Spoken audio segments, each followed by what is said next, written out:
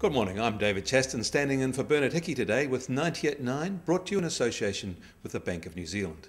This is where you get everything you need to know in 90 seconds at 9 o'clock, starting now with news that President Mubarak is likely to step down in Egypt in an hour or so, potentially diffusing tensions there.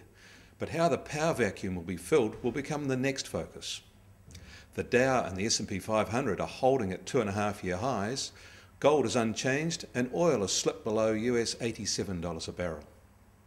The US dollar is down 1 cent overnight, currently trading at 76.5 cents to the New Zealand dollar. The Bank of England has held its policy rate at 0.5%, confirming that it's been active with its emergency stimulus measures.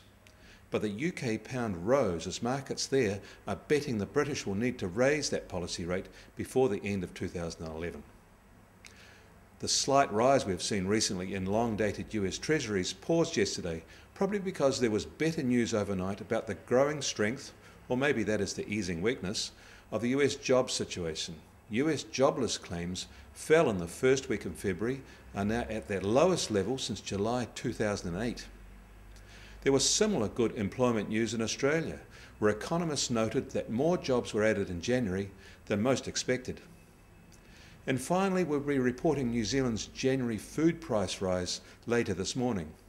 The main pressure here is on grocery prices, and we'll be keeping a special eye on that.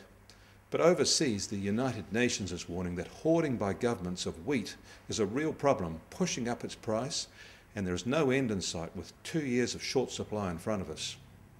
And China has announced a major new investment program aimed at food security to boost grain supply and fight the effects of drought. The cost and supply of food is becoming a major strategic issue for governments around the world. I'm David Chaston, and that was 90 at 9, brought to you in association with the Bank of New Zealand.